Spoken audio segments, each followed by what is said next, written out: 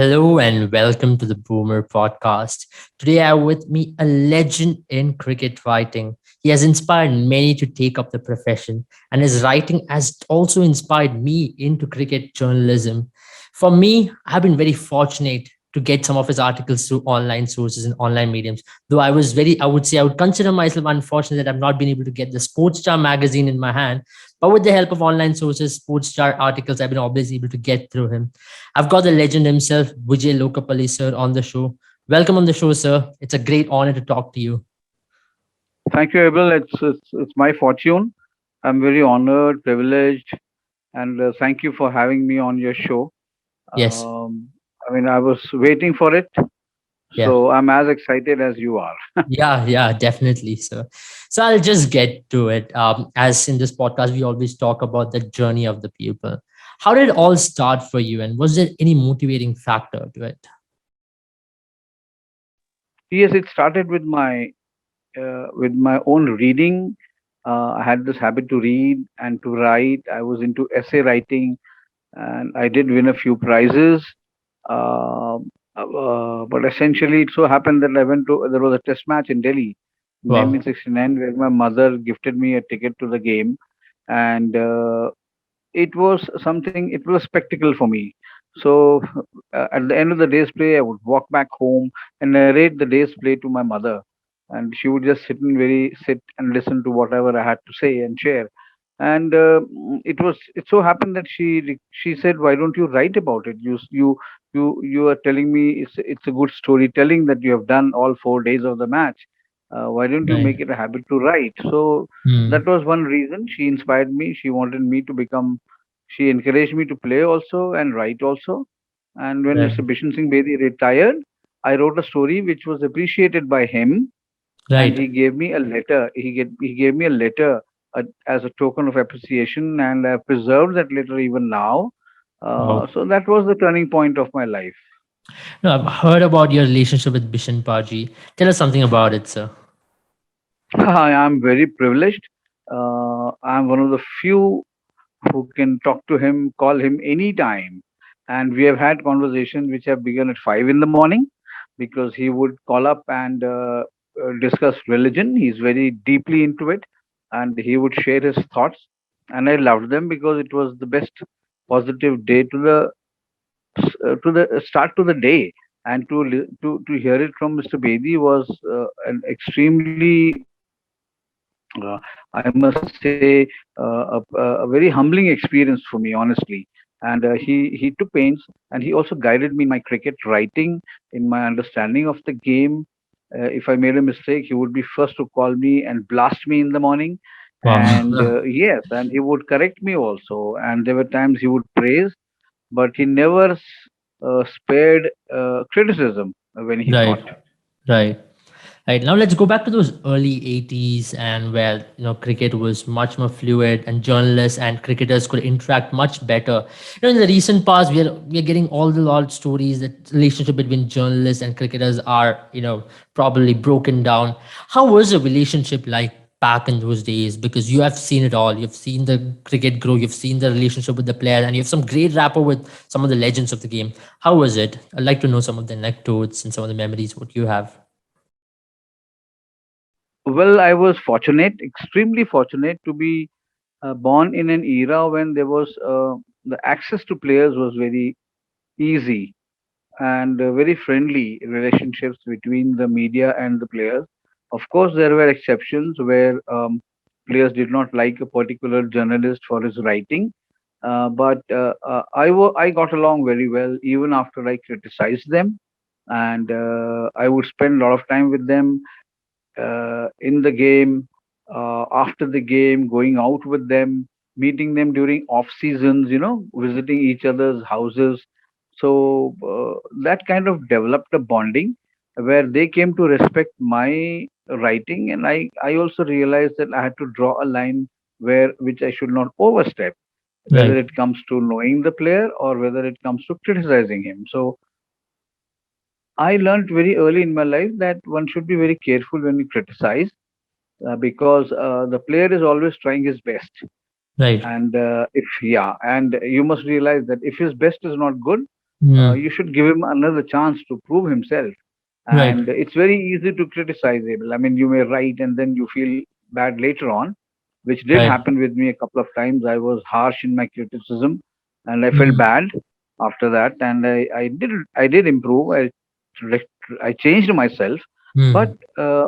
I was lucky to have come to be working in an era when you have access to the players. You know, during lunch of a match, Yeah. players and journalists would have lunch together. I mean, It is that's wow. yeah, it is unthinkable today. You could Of begin the course. day Yeah. with having breakfast with them, even lunch with them, and snacks after the day's play was over. So those were glorious days of journalism also, because you came to understand the player much better. You Right. developed lifelong friendships also. I have many friends whom I have known for so many years, and we respect each other. Absolutely. I mean, those kind of stories is what, also helps the players to open up and that relationship. And also, journalists is able to express better from a player's point of view, something which we are missing these days. That's what I personally feel. So, you have covered a lot of domestic cricket and also local level cricket. Now, you're living in an era where people are focused only on the creamy layer of games, let it be IPL, let it be international cricket. How much of that has affected the players and how much of that has affected the grassroots system when it comes to journalism and understanding the talents out there? You know, Abel, there was a time when I would have come back from a foreign tour, and within 2 days I would be back to covering the a local game. So two things happened. It kept me in touch with the players at the local level, then at the domestic level, and it also kept me grounded Right. because I knew where I had begun my learning from the grassroots level. So I have to go back to it every time to kind of test myself, and that was the test. And I came back, and I'm very proud to say that among my friends from the circle of cricket, I just don't have cricketers. I'm also friendly with many scorers. Many Wow. umpires are my friends, Wow. and curators, from the ground staff at many grounds. I know the ground staff also because I would go out of my way to make them feel comfortable and strike friendships, and never tried to extract any information. I wanted to learn from them. So umpires teach you a lot, scorers teach you a lot, uh, grounds groundsmen teach you a lot about the game because they are the key components of cricket, not just the Right. players Right. or the Absolutely. media. Yeah, Yes. if there is a no groundsman, you won't have a good pitch, right? Absolutely. And if there is Absolutely. no good umpire, you can't have a good game of cricket because he is the one True. who will conduct. And if you True. don't have a scorer, you don't have a match. Who Right. will keep the scores? So these are the crucial men, critical men of cricket, and I'm very proud to say that I have many friends in this fraternity, and so that was one reason I was able to connect so well with the players. Many of them, for many years, they did not know which paper I worked for, but they Wow. knew that this man comes daily to the ground to write a report. So Yeah. there were many like them who knew me as a journalist, but they may not be able to tell which paper. So later on, they would come to know I was working for the Hindu and the Yeah. Sports Star. So those were great days. Tell us something about your journey with the sports star, because as I mentioned in my intro, it inspired many to also take up journalism through your writing. How was the relationship in the Hindu, and how was it growing for you as a journalist? Sports Star was launched in '78, and I joined the newspaper in '86. Right. So the first byline which appeared in the magazine, that's an issue which I have even kept with me today. That was my first byline in the Sports Star. To get a byline in Sports Star was big, and it was a weekly magazine, very serious magazine. It gave you previews of the game, reviews of the game. We learned to do very good interviews, in-depth, long interviews. And Absolutely. Sports Star was one magazine which covered every sport in the country, not just cricket. So I enjoyed working for the magazine because when you write for the paper, it's a different style of writing, Absolutely. and in magazine you get more space and more scope to analyze. Hmm. So you could do very reports which were based on a lot of analysis, a lot of quotes meeting different players. And again, because of Sports Star, I met so many cricketers for my interviews at home and overseas. So that was a great learning experience. And even today, I take pride in being associated with Sports Star. I work for them as a consultant Yeah. after my retirement from the Hindu, but it's a wonderful platform. And now, of course, there is the digital platform also, Yeah. so you have to cope with that. But Sports Star has been one quality magazine. That is why it has survived. If you see, it is Absolutely. the only sports magazine in India. Absolutely. There's no doubt about it because, 5 years ago, I would say I got one of the piece of the sports star and I was just looking into it. I was just wondering why aren't these magazines even more in the market? Because, if you just look at it, you would know that the kind of connect a person can have with sports. You would have your football, you'll have your cricket. It's a mix of everything. A treat for a sports lover, I would say. One of the articles which I loved in Sports Star and was of yours was the 1992 South African tour. Would you consider that Yeah, to be your favorite tour in your journalism career? Is there any definitely. story about it? Because because that established me as a cricket journalist, as a feature writer. I could do. I worked on a lot of features during that tour, and it was a very challenging tour. We were going there for the first time. We knew Yeah, little about the cricketers also, and it was great fun. Not just I could meet Zolabad, who was one of the fine athletes of that era, yeah, and and visiting Hansi Cronje's school. I did a feature where his sister, when I told him I want to go to your school, so he said my sister will take you. So she drove me to the school, took me around his class, the playground, the library, and it was a fantastic tour for me, meeting so many great cricketers, getting to interview Graham Pollock, Eddie wow, Barlow. Yeah, I mean those were Peter Pollock, some of the greatest cricketers the world has known. Barry Richards, you can imagine. So I had only read about them, and right, when I met them, they were so friendly. They were very accommodating, and I came back with very fond memories of. I made some friends, and they treated us. In fact, they pampered us because that was the first tour to South Africa by India. yeah, So it was known as the Friendship Tour. That's what it was coined. And it was a fantastic series, even though India lost right, both the one days and the test matches. But seeing their uh, cricket infrastructure, their stadium, the dressing rooms of their stadiums, oh my God, it was an eye opener. wow, And we all came back very thrilled, having watched and visited a country which we were forbidden. I mean, earlier days we were not right. allowed to visit South Africa. So that was a very special experience. Absolutely, absolutely. So you have seen the evolution of Indian cricket from the 70s, 80s, and to now. How has it been for you? And at this point of time, we have been able to dominate some of the oppositions at their own backyard. You've covered the tours of Australia, you've covered the tours of England. Right now, we've won two series in Australia. We're leading in England. How much has Indian cricket evolved? And you find any catalyst in this evolution?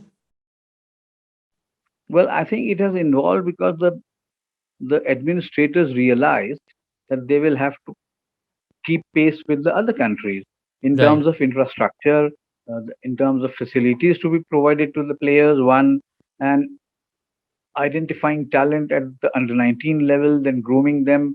All these under 19 tours, India A tours were missing earlier, so they increased in volume, and the players learned the playing conditions of, say, Australia, South Africa, England, and even tours to West Indies, which were unheard earlier for juniors.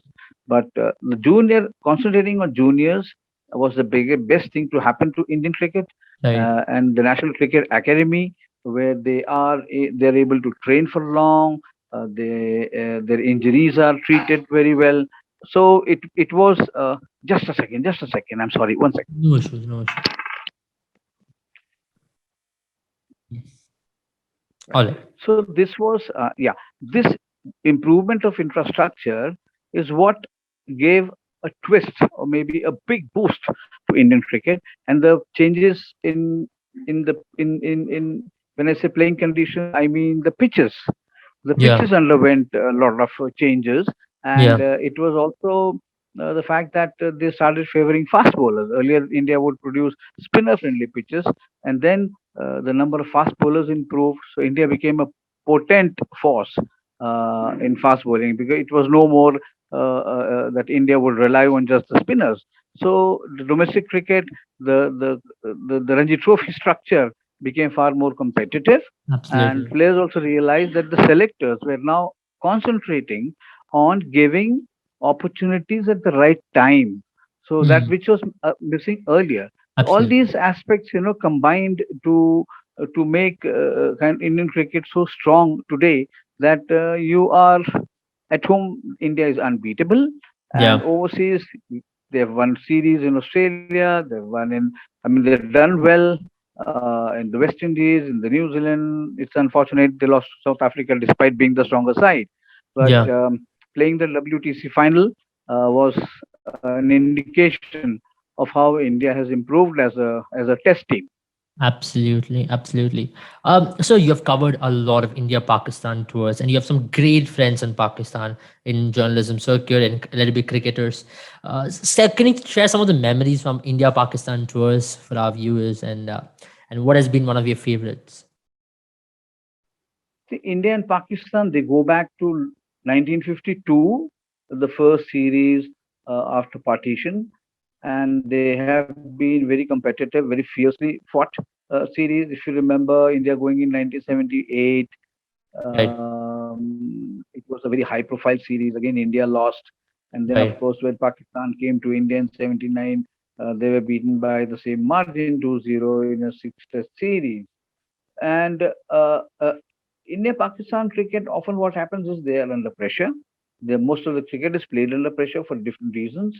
But India's tour to 2004 was historic because that was the first time India won in Pakistan. India also produced a triple centurion in Virendra Sehwag in absolutely. Multan. Yeah, unfortunately, it was watched by empty stands. I mean, there Yeah. were no hardly any spectators at the ground. Mm. But India-Pakistan matches and series have always been very well contested. And if you remember 1999 when they came to India, the test matches at Kolkata, Yeah, yeah. I okay, remember that the and Shoaib Chennai, place. they were they were all just memorable for many reasons. Mm. And I mean, you saw the performance of Shoaib Akhtar at Kolkata. Kolkata, and the Sachin 10, and 10 for Chennai. 74 by Kumble at Delhi, which I covered, and the Chennai game. So India Pakistan have always, the people of India Pakistan have loved watching players from the other country, and Yeah. Indians were given a fantastic reception when they went to Pakistan. And similarly, Pakistan, when it travels to India, it gets a good reception. The players are are greeted and treated very well. So there is mutual understanding and mutual respect for each other. But what I like is that now, of late, because of the social media, where people from each other, each country, they interact with other, they have become wiser, and Yeah. there's more warmth now. Yeah, so I'm just waiting. Whenever the series happens, you will realize that more than the players, the spectators are going to enjoy it because it will give them an Yeah. opportunity to travel to the other country, and it would be the series. I mean, Yes. sometime back I was talking to Mr. Asif Iqbal, if you know him, Yes, I know. former Pakistan captain. He Yes. says India-Pakistan cricket is bigger than the Ashes. True. I mean, I Yeah. have no doubt about it because Mm. kind of the atmosphere it sets up, let it be a World Cup game, let it be an ordinary series, it has got something special about it. Not just in cricket, even in hockey, you're seeing that. And I just hope, and we all hope that the series continues. And I was just watching the series against Australia, what they're currently playing. And the spectators want India to come over. And you can see it in the banners, what they hold. They want Virat Kohli to score that 71st 100. It just shows the kind of mutual respect fans have. And now a lot of Pakistani cricketers are also loved in India. For example, like Shaheen, Babar. I mean, so it's a good time for an India-Pakistan series, I believe so. And sir, you have you have covered a lot of fast bowling, and you've written a book about that as well, the Speed Merchants. So where do you think the fast bowling revolution has taken place? Because Virat Kohli, everybody speaks about Virat Kohli, the aggressive captain. He wanted the fast bowlers to go pick up 20 wickets overseas. Do you think he has been one of the catalysts in this revolution if you talk about the last 6 years to 7 years? It started with Saurav Ganguly, if you remember. Yes, Azhar would depend on spinners more because he didn't believe that India had the firepower as a fast yes, bowling nation. And then Saurav definitely encouraged. Dhoni did. But Virat has come to realize that his potency, the best way for him to attack the opposition is through fast bowlers, and true. he has a battery of fast bowlers, and they're really fast. I mean, you look at Mohammad Shami, you look at Bumrah, they are as good as any in the we have seen in the history of the game. You look at Yeah, Mohammad Siraj, he's able to move the ball at such a move so much at that speed. So India today has at least 8 to 10 quality fast bowlers who can perform at the international level, and all that has come from management by the support staff. Where you have a bowling coach like B. Arun, he's done a wonderful job with the bowlers, absolutely, and absolutely. yeah, and now we have Paras Mamre. He's equally competent, and I'm sure India will continue to discover more fast bowlers because they are being encouraged. Earlier, they would not be picked by the captain or the selector, but today each team has got at least 4 or 5 good fast bowlers in the country. So that makes it a pool of, say, at any given time, a 30 odd good fast bowlers. So and they are being managed, they are being Yeah, rotated. Some of them are played in white ball, some in red ball. So it is, I think, the best time as far as Indian fast bowling is concerned, where opposition, they have also come to respect the Indian fast bowlers, and they don't give you green pitches now. yeah. Earlier, when India would travel, they would have a lot of grass, but now they think twice because India has the firepower to blow them away. Absolutely.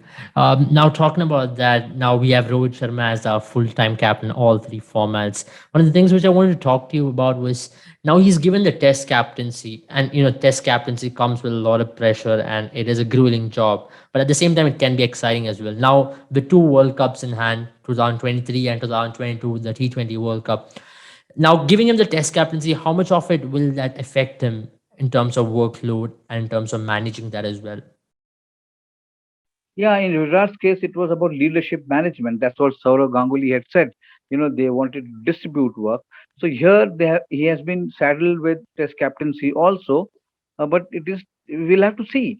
He is a good T20 captain. There is no doubt about it. He has won Yeah, IPL absolutely. titles, and you can see the his way of functioning is very different from Virat.